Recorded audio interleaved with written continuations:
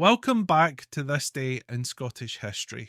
I'm your host, Colin MacDonald. Today, we celebrate the birth of a true legend in the world of motorsport, Jim Clark. Born on March 4th, 1936, at Kilmeny House Farm in Fife, Clark would go on to become one of the greatest Formula One drivers of all time. His name is spoken with reverence in racing circles, his legacy cemented not only by his two Formula One World Championships, but by the effortless brilliance with which he commanded the track. And if you're curious about other fascinating events that happened on this day in history, be sure to check out my blog at http://bagtownclans.com/thisday. The link will be in the description. Jim Clark wasn't born into the world of fast cars and roaring engines. He grew up on a farm, the only son in a family of 5 children.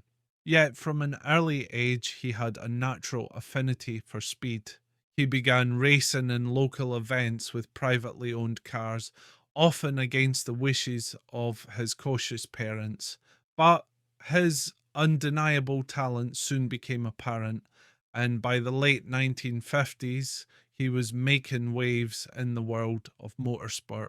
It wasn't long before he caught the attention of Colin Chapman, the visionary founder of Lotus, who saw in Clark a driver of rare skill and instinct.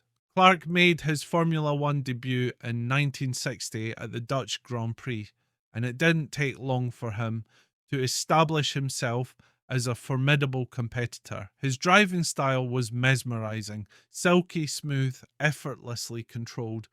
While other drivers fought their cars through corners, Clark seemed to glide, making it look almost too easy. But behind that elegance was a fierce competitor with an unrelenting will to win. His first world championship came in 1963 when he dominated the season, winning 7 out of 10 races. That year, he was untouchable, securing the title with ease and setting a new standard for excellence in Formula One. 2 years later, in 1965, he repeated the feat, once again proving his mastery of the sport. But what made that year even more remarkable was his triumph beyond Formula One. In May 1965, Clark travelled to America and won the prestigious Indianapolis 500, becoming the first non-American driver in nearly half a century to achieve that feat. To this day, he remains the only driver to have won both the F1 Championship and the Indy 500 in the same year. But for all his success, Jim Clark was never one to bask in the limelight. He was a quiet, humble man who preferred the serenity of his Scottish farm to the glitz and glamour of the racing world. Yet, on the track, he was a giant. His ability to extract every ounce of performance from a car, to push it to its absolute limit while still making it look effortless, remains unparalleled.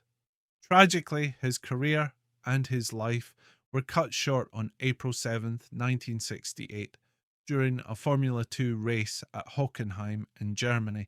He was just 32 years old. His car left the track at high speed and struck a tree, killing him instantly. The exact cause of the crash remains uncertain, though many believe a tyre failure or a mechanical issue was to blame. The racing world was left in shock, mourning the loss of one of its greatest talents. Even today, more than half a century after his passing, Jim Clark's legacy endures. He was and remains one of the most naturally gifted drivers to have ever graced the sport. He set records that stood for decades, inspired countless racers, and left behind a legacy of brilliance that will never fade.